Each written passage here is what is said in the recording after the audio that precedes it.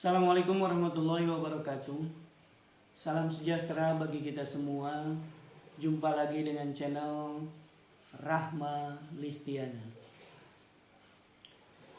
Pada episode kali ini, saya ingin menyampaikan rasa gundah saya sebagai salah satu anak bangsa dan sebagai salah satu masyarakat Indonesia yang tergerak hati ini ingin menyampaikan sesuatu kepada partai politik, tokoh politik, dan tim yang ada di balik beredarnya baliho-baliho besar dan kecil yang tersebar baik di lingkungan saya maupun di seluruh Indonesia. Suasana pandemi COVID-19 belum reda. Varian-varian baru yang lebih ganas dan sulit dikendalikan terus bermunculan. Di sisi lain, baliho-baliho pun bermunculan.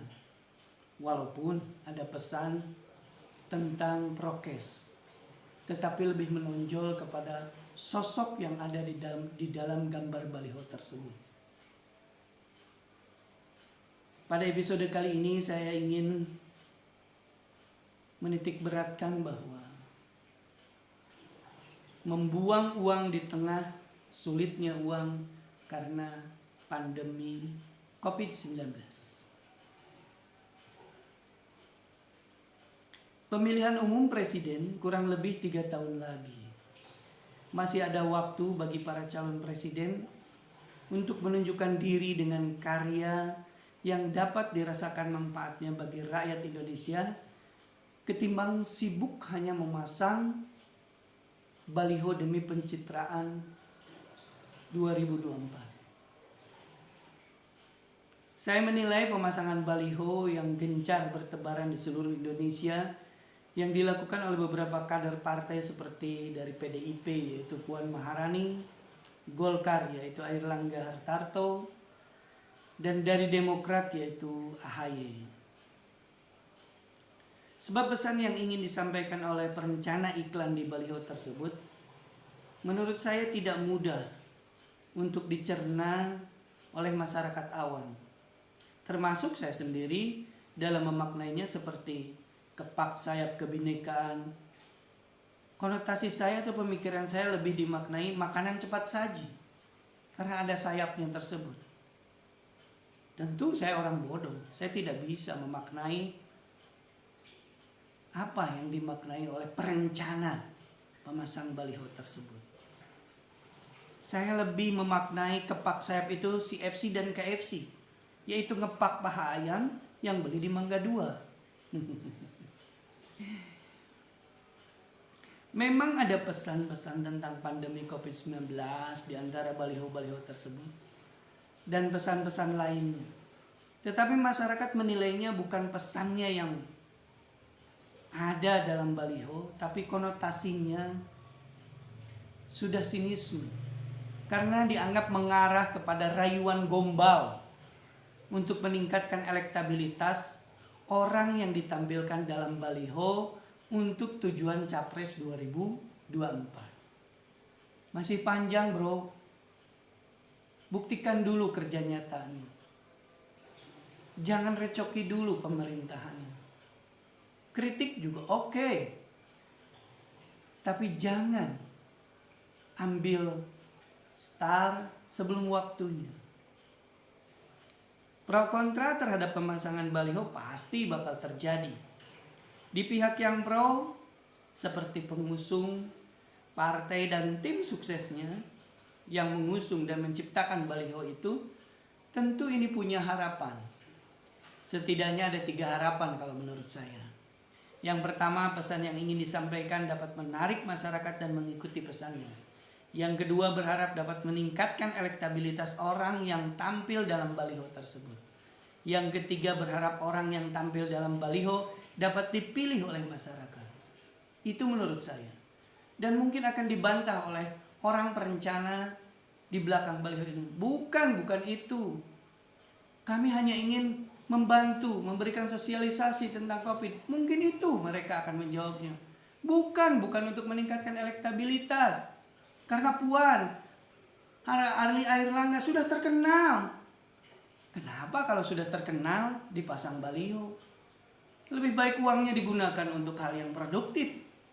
Untuk masyarakat yang tidak memiliki penghasilan tetap. Itu pertanyaan-pertanyaan yang saya. Bukan itu. Kami itu memasang untuk konsolidasi partai. Kenapa konsolidasi partai diumbar ke publik?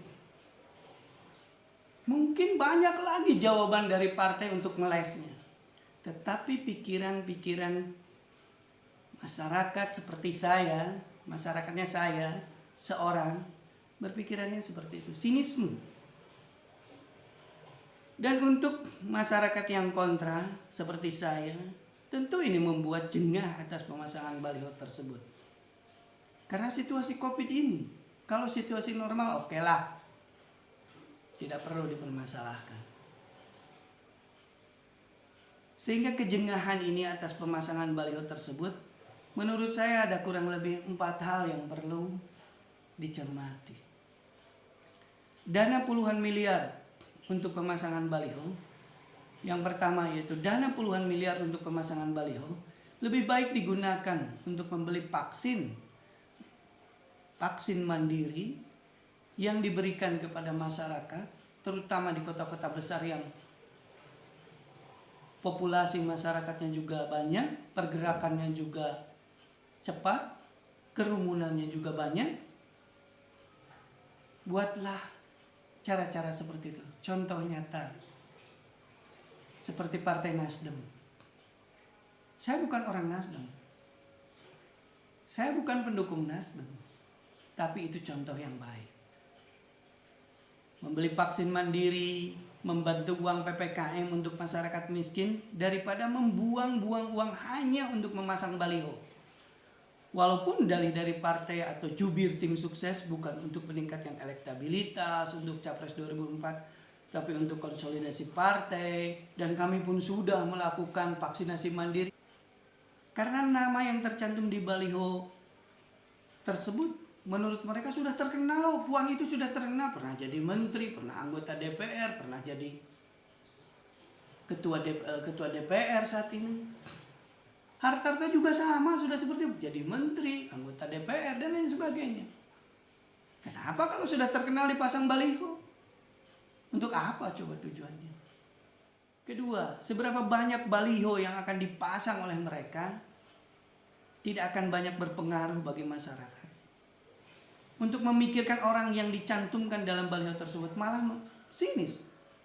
Tidak akan memilih mereka kalau nanti mencalonkan. Itu saya. Karena di situasi masyarakat sedang mempertahankan hidupnya, mempertahankan kesehatannya, mempertahankan kelangsungan hidup yang akan datang karena ekonominya mereka sudah hancur.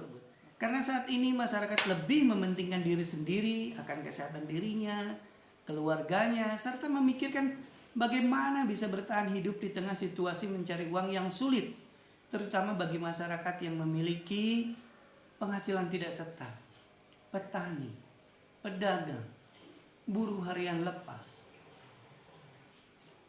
dan lain sebagainya. Mereka itu sedang mempertahankan apakah hari ini saya bisa makan, apakah besok saya akan dapat uang. Itulah kehidupan nyata. Bukan malah sindir, bukan malah merecoki pemerintah. Bantulah pemerintah. Walaupun sudah dibantu oleh mereka, tetapi jangan direcoki. Kalaupun ada permasalahan, kenapa tidak ngobrol baik-baik? Kalaupun ada yang diinginkan, kenapa tidak dibicarakan dengan baik-baik? Ketiga, strategi pesan yang ingin disampaikan melalui media baliho, menurut saya sudah jadul. Itu zaman saya dulu lah. Karena dulu memang tidak ada media sosial dunia maya. Internet belum seperti saat ini. Kecepatannya pun kalau ada belum seperti saat ini. Apalagi ditunjang dengan fakta nyata populasi penduduk Indonesia saat ini lebih didominan oleh generasi milenial dan generasi Z. Di mana data menunjukkan Generasi milenial yaitu berjumlah 25,87% antara usianya 24 sampai dengan 40 tahun, dan populasi generasi Z 27,94% antara 8 tahun sampai dengan 20 tahun, dan sisanya 46,19% adalah lain-lainnya, mulai dari 0 sampai 8 tahun dan 42 sampai dengan seterusnya. Generasi-generasi yang sedang menikmati dunianya, yaitu dunia maya, dunia yang ada di genggaman tangannya. Dan biaya untuk memasang iklan di dunia maya juga sederhana, murah, tidak perlu ratusan miliar atau puluhan miliar. Cukup buat aku beli pulsa dan akan merambah kemana-mana, bukan hanya di Indonesia, bukan hanya di Bandung, tapi di dunia maya dunia. Kenapa itu tidak dimanfaat dan kenapa tidak digunakan uangnya untuk merencanakan hal yang positif untuk kepentingan masyarakat? 4. Bahwa bukti awal membuang uang di tengah rakyat yang tidak memiliki penghasilan tetap dalam menghadapi pandemi COVID-19 ternyata ada kolerasinya, yaitu bahwa hasil survei terbaru dari Carta Politika Indonesia, dengan gencarnya pemasangan baliho di seluruh Indonesia ini, walaupun mereka sudah membantah bukan untuk elektabilitas, bukan untuk capres, tetapi hanya untuk konsolidasi, tetapi hanya ingin menyampaikan pesan-pesan pandemi, tetap saja tidak akan mudah percaya dengan omongan tersebut. Ujung-ujungnya adalah untuk Pilpres 2024. Ya, mereka coba-cobalah cari keberuntungan dengan memasang baliho, apakah direspon atau tidak. Nyatanya masyarakat tidak meresponnya. Buktinya hasil survei tanggal 12 sampai dengan 20 Juli 2021 dan dirilis pada tanggal 12 Agustus kemarin, bahwa hasilnya mereka berada di bawah papan terendah. Yang tertinggi justru yang melakukan sosialisasinya melalui dunia maya, seperti Ganjar, Ridwan Kamil, Anies Baswedan, Prabowo. Tetapi yang gambarnya bertebaran di mana-mana melalui baliho besar, hasilnya di bawah antara 3, sekian persen, 0% sampai dengan 3, sekian persen. Seperti Mbak Puan di bawah 1%, Air Langga di bawah 1% juga. Jadi ini bukti nyata. Sindiran terhadap salah satu pihak yang menyatakan bukan dunia maya harus kerja nyata. Ya, memang mereka menampilkan di dunia maya itu hasil kerjanya, lalu diupload ke dunia maya, dan mereka buktinya nyata, ada respon dari masyarakat, terutama generasi milenial. Sekali lagi, daripada uang dibuang begitu saja hanya untuk baliho, jika saja dihitung satu baliho seperti di Bandung di tempat strategis antara 10 sampai dengan 15 juta. Kalau dihitung rata-rata di seluruh Indonesia, baik di Jakarta, di Surabaya, disamakan saja nilainya. Kalau satu calon atau satu partai mengusung 2000 baliho, maka akan terkumpul nilai 30 miliar.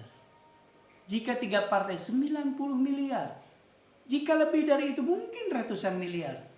Lebih baik dana puluhan miliar dan ratusan miliar tersebut untuk kepentingan masyarakat melalui vaksin mandiri, memberikan uang PPKM kepada masyarakat yang tidak berpenghasilan tetap. Hari ini mencari, hari ini dimakan, dan esok mereka cari lagi untuk esok mereka makan. Tidak ada uang untuk tabungan. Semoga apa yang disampaikan keluh kesah saya ini dapat dipertimbangkan atau menjadi bahan renungan bagi kita semua, khususnya bagi mereka yang mengusung yang terdapat dalam baliho-baliho tersebut. Tidak bermaksud untuk menggurui, tidak bermaksud untuk memberikan ajaran terhadap anak bebek untuk berenang. Mari kita renungkan bersama. Semoga ada nilai positif dari apa yang saya sampaikan, kegundah gulanaan saya ini. Sekian dan terima kasih. Wassalamualaikum warahmatullahi wabarakatuh.